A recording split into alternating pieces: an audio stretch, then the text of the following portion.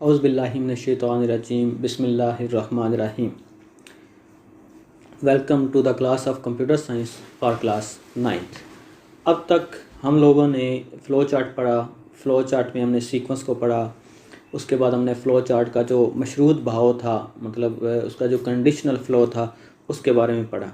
लेकिन अब हम एक नई चीज़ पढ़ने जा रहे हैं, वो है loop structure. Loop structure actually उसको कहते हैं कि अक्सर हमें ऐसे जो प्रॉब्लम्स होते हैं, ऐसे कुछ सॉल्व करना पड़ जाता है जिसके अंदर हमें एक स्टेटमेंट या सेट ऑफ स्टेटमेंट्स को बार बार रिपीट करने की ज़रूरत होती है। यानी अगर हमें किसी एक पर्सन का नाम, किसी एक स्टूडेंट का नेम वो 5 दफ़ा अगर प्रिंट करना हो, तो हम बार बार ये तो नहीं लिखेंगे कि print name, print name, print name, print name, क्योंकि इस तरह से हमारे पास क्या हो जाएगा, एक जो प्रोग्राम है वो थोड़ा लेंथी हो जाएगा। या फिर हमें लेट्स सपोज कि कुछ और ऐसा ही प्रोसेस करना हो जिसमें हमें बार बार कुछ एक ही तरह का काम करना हो, तो इस मकसद के लिए हम क्या इस्तेमाल करते हैं, हम लोग लूप स्ट्रक्चर इस्तेमाल करते हैं।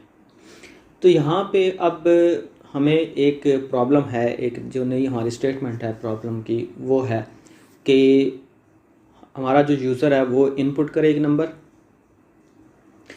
उस नंबर को चेक किया जाए कि वो इवन है या ऑड है, उसका आउटपुट आए इवन या ऑड की सूरत में, और वो दोबारा से सिस्टम उसे कहे कि आप एक नया नंबर एंटर करें और वो जो नंबर है उसको भी चेक किया जाए, और ये जो ट्राइज उसने करनी है वो 5 दफ़ा करें। यानी 5 दफ़ा वो नंबर एंटर किया जाएगा, चेक किया जाएगा, और जैसे ही आपकी 5 पूरी हो जाएंगी, जो आपका रिपीटिशन है वो पूरी हो जाएगी, तो आपका प्रोग्राम जो है वो क्या कर जाए, एंड हो जाए। तो होप्स हो कि आपको क्वेश्चन की समझ आ गई होगी। करना क्या है, यूज़र एंटर करे फर्स्ट टाइम एक नंबर, और नंबर क्या हो, एंटर होने के बाद चेक हो कि वो इवन है या ऑड है। दोनों सूरतों में इवन है या ऑड है प्रिंट हो। प्रिंट होने के बाद उसे एक दोबारा से टर्न दी जाए कि आप दोबारा से चेक करो, इनपुट करो नंबर, कि वो दोबारा से चेक हो, फिर इसी तरह से तीसरी दफ़ा, चौथी दफ़ा और फिर 5वीं दफ़ा। वो छठी दफ़ा ना हो, क्योंकि 5 दफ़ा टोटल वो क्या करे, चेक कर सके। सिस्टम उसे बार बार नंबर इवन या ऑड प्रिंट करने के बाद कहे कि आप दोबारा से नंबर एंटर करें। तो इस मकसद के लिए हम क्या करेंगे, एक लूप स्ट्रक्चर इस्तेमाल करेंगे। लूप में सिंपली होता ये है कि जब हम एक ख़ास स्टेटमेंट या सेट ऑफ स्टेटमेंट्स को दोबारा से रिपीट करवाते हैं, तो सिंपल फ़्लो चार्ट के अंदर हमने करना क्या है, हमने फ़्लो चार्ट के अंदर वो स्टेप जहाँ से हम अपनी जो कंडीशन है एंड करेंगे और जहाँ से हम अपनी कंडीशन स्टार्ट करेंगे, इनको मार्क करें। और जहाँ से हम चाहते हैं कि यहाँ तक काम होने के बाद, यानी कि हमारा इवन या ऑड है, वो अगर प्रिंट हो गया, तो इसके बाद अब हमारा लूप क्या हो, दोबारा से एग्जीक्यूट करे, यानी दोबारा से उस इनपुट के ऊपर आ जाए जहाँ से हमने स्टार्ट करना था। अच्छा, अब एग्जांपल देखें, तो इस एग्जांपल से हमें इजीली समझ आ जाएगी कि लूप किस तरह से काम करता है। लास्ट लेक्चर में भी हम लोगों ने एक जो चीज़ पढ़ी थी वो ये थी कि हमारे पास जो इवन है और ऑड है वो चेक करने के लिए क्या चीज़ होती है, वो हमारे पास रिमाइंडर यानी मॉडुलस जो फंक्शन होता है वो होता है, मॉडुलस का ऑपरेटर होता है।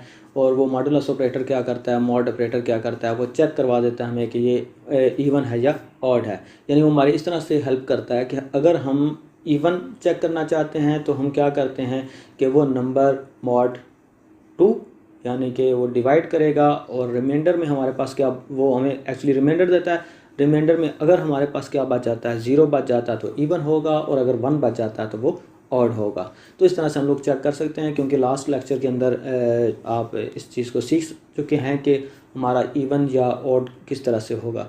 अब हमें करना क्या है, अब हमें लूप स्टार्ट करते हैं। आप ज़रा इस फ्लो चार्ट पर गौर करें, तो सबसे पहला काम कि स्टार्ट का सिंबल, उसके अंदर क्या लिखेंगे, स्टार्ट लिखेंगे। उसके बाद प्रोसेसिंग में हमने क्या करना है, हम एक काउंटर ले लेते हैं, वो काउंट करता रहेगा कि हमारा जो लूप है, हमारा जो हमारी टर्न्स हैं वो कितनी हो चुकी हैं, यानी हम कितनी दफ़ा से वापस आ चुके हैं। तो वो काउंट करता रहेगा कि हमारा प्रोग्राम कितनी दफ़ा से चल चुका है। तो इसलिए हम क्या करेंगे, एक काउंटर ले लेते हैं, उसका नाम रख लेते हैं काउंट, और यानी कि एक वेरिएबल ले लेते हैं।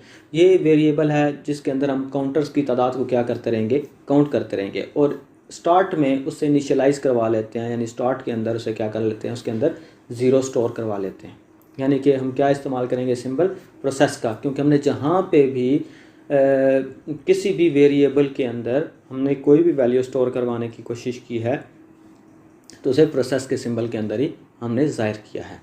तो हमने क्या किया, प्रोसेस के सिंबल को यूज़ करते हुए एक काउंट नाम का काउंटर ले लिया और उसके अंदर हमने 0 स्टोर करवा लिया।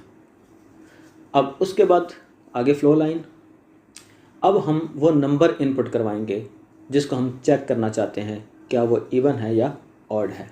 तो अब हम क्या करने वाले हैं, उस इनपुट का सिंबल इस्तेमाल करेंगे, उसके अंदर लिखेंगे इनपुट नंबर। अच्छा, उसके बाद हम क्या करते हैं, फ्लो लाइन, वहाँ से अब करना क्या है कि जैसे ही हमारा नंबर इनपुट हुआ, अब हमारा काम एक तो ये है कि हम क्या करें कि अपने काउंटर को एक इंक्रीज़ कर दें, क्योंकि हमने अपनी पहली जो बारी थी वो ले ली है, यानी कि पहली टर्न हमने इस्तेमाल कर ली। अब हमारा पहली दफ़ा प्रोग्राम जो वो चल रहा है, तो इसलिए हम क्या कर देंगे, इंक्रीमेंट कर देंगे अपने उस काउंटर को, यानी काउंटर को एक जो है वो, यानी पहले 0 था तो उसके अंदर 1 का इजाफा किया, तो इस तरह से हमारे पास काउंटर की वैल्यू क्या हो जाती है, यहाँ पे 1 हो जाती है। उसके बाद हम क्या करेंगे, उसके बाद हम एक्चुअली चेक करेंगे कि हमारा जो रिमाइंडर है वो क्या है, यानी कि हम चेक करना चाहते हैं कि वो इवन है या ऑड है। अब इवन और ऑड के लिए आप पहले से देख चुके हैं कि प्रोसेस का सिंबल इस्तेमाल होगा। प्रोसेस में हम क्या चेक करेंगे, रिमाइंडर चेक करेंगे, यानी कि रिमाइंडर REM इक्वल है हमारे पास वो नंबर mod 2, जहाँ से हमारे पास क्या निकल आएगा, रिमाइंडर, यानी बाकी क्या बच गया हुआ वो हमारे पास निकल आएगा। जैसे 8 को हमने लास्ट एग्जांपल के अंदर किया था कि 8 को अगर 2 पे तकसीम किया जाए तो हमारे पास बाकी 0 बच जाता है। अगर तो ऊपर से जो नंबर आपने इनपुट किया था या यूज़र ने इनपुट किया था वो इवन था, तो जाहिर सी बात है 2 के ऊपर डिवाइड होने के बाद वो क्या हो जाता है, हमारे पास रिमाइंडर 0 बच जाता है। और इसी तरह से ऐसे नंबर जो ऑड होंगे वो 2 पर डिवाइड होने के बाद 0 नहीं बचाएंगे बल्कि 1 बचाएंगे। तो यहाँ से हमारे पास ये हो गया। अब हम चेक करना चाहते हैं कि क्या ये नंबर वाकई इवन था या ऑड था। वही लास्ट वाली एग्जांपल कि हम फैसला साजी की अलामत यानी डायमंड का जो सिंबल है वो यूज़ करेंगे और इसमें हम लिखेंगे कि इज़ रिमाइंडर 0। अगर तो रिमाइंडर आपका 0 हुआ, यस की सूरत में हम क्या प्रिंट आउट कर देंगे, हम यस की सूरत में कि नंबर की आउटपुट यानी कि प्रिंट, आप आउटपुट का सिंबल इस्तेमाल करेंगे पैरेललोग्राम, इसमें लिख देंगे कि प्रिंट नंबर इज़ इवन। और अगर ऐसा नहीं होता तो नो की सूरत में हम क्या करेंगे, हम ये कर देंगे कि प्रिंट कर दिया जाए, यानी आउटपुट का सिंबल लेंगे, उसमें लिखेंगे कि प्रिंट क्या हो जाए, नंबर इज़ ऑड। अच्छा, दोनों सूरतों में अब हम नीचे आ रहे हैं। नीचे आके अब हमें चेक करना है कि क्या हम नेक्स्ट टाइम अपना चलाएंगे लूप, यानी नेक्स्ट टाइम दोबारा से ये ऊपर वाली जो स्टेटमेंट्स थी, नंबर दोबारा से एंटर करने वाला जो काम था, क्या वो दोबारा से हमें करना है या नहीं। तो यहाँ से हम एक और चेक लगाने वाले हैं कि अगर तो हमने, अभी तो हमारी पहली बारी थी, अगर हमने 5 दफ़ा लूप चला लिया है, यानी कि 5 दफ़ा ये बात चेक कर लिया है, तो फिर तो हमारा प्रोग्राम एंड हो जाना चाहिए। लेकिन अगर हम अब दूसरी दफ़ा आ रहे हैं तो आगे हम चेक करने वाले हैं क्या हमारा जो काउंटर है वो 5 है। अगर तो यस, यानी काउंटर हमने 0 से स्टार्ट करके 5 तक लेके गए, तो इसका मतलब है कि हमारे पास क्या होगा, 1 2 3 4 5, हमारे पास 5 पूरी हो चुकी हैं टर्न्स। और अगर हमारा काउंटर 5 है तो ऐसी सूरत में हम क्या करने वाले हैं, हम लोग अपना जो एंड स्टेटमेंट से अपना प्रोग्राम ख़त्म करने वाले हैं। और अगर ऐसा नहीं है, यानी नो की सूरत में क्या करनी है, एक फ्लो लाइन लगानी है जो लूप को दोबारा से चलाने के लिए इस्तेमाल होगी और दोबारा से इनपुट करवाएगी। यहाँ से आपने देखा कि यस की सूरत में हमने क्या कर दिया, प्रोग्राम एंड, कि हमारे 5 बारियाँ पूरी हो चुकी हैं। अब हम नेक्स्ट टाइम इसे चेक नहीं करने वाले। लेकिन नो की सूरत में हम क्या कर रहे हैं, हम दोबारा से इनपुट करवा रहे हैं, यानी कि हमारी ये जो फ्लो लाइन है वो कहाँ पे जा रही है, दोबारा वापस हमारे पास इनपुट नंबर पे आ रही है। अब फिर से वही प्रोसेस स्टार्ट होगा कि हमारा जो काउंटर है वो इंक्रीज़ होगा 1, यानी कि वैल्यू अब 2 हो जाएगी, और फिर आगे से क्या होगा, उसका रिमाइंडर चेक किया जाएगा जो यूज़र ने इनपुट किया था नंबर, और फिर इस तरह से हम लोग अपना जो पूरा स्ट्रक्चर है वो चलाएँगे। तो इस तरह से क्या होगा, जैसे ही उसकी 5 बारियां पूरी हो जाएंगी, यानी 0 1 2 3 4 यहाँ तक तो चलता रहेगा, लेकिन 5वीं दफ़ा वो क्या हो जाएगा, जब काउंटर की वैल्यू 5 हो चुकी होगी, उस सूरत में हमारा जो प्रोग्राम है वो एंड कर जाएगा। होप्स हो कि आपको लूप के बारे में कुछ समझ आ गई होगी। इससे मज़ीद अगले एक एग्जांपल में भी इंशाल्लाह डिस्कस करेंगे, तो आपको इसके अंदर और ज़्यादा जो है वो समझने का मौका मिलेगा। ज़रा आप अपने जहन के अंदर बिठाएं कि और कौन से ऐसे प्रॉब्लम्स होते हैं, ऐसे प्रोग्राम्स होते हैं जिनके अंदर रेपिटिशन होती है। चले मैं आपको एक आइडिया देता जाता हूँ। वो प्रॉब्लम है, एक आप टेबल लिखते हैं किसी चीज़ का, मतलब पहाड़ा लिखते हैं कि 2 1 बार 2 2 2 बार 4। तो अब क्या होता है कि आपका वो बार बार एक ही तरह का काम हो रहा होता है कि मल्टीप्लिकेशन कर रहे होते हैं और नंबर एक सिर्फ चेंज हो रहा है, और उसके बाद क्या हो रहा है, बार बार 2 के साथ ही मल्टीप्लाई, 2 के साथ ही मल्टीप्लाई।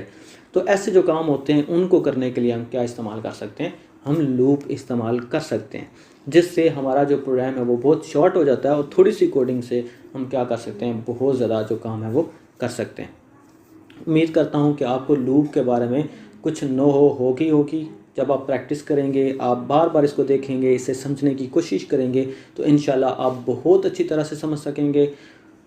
मिलते हैं आपको अगले लेक्चर में, तब तक के लिए अल्लाह हाफिज़।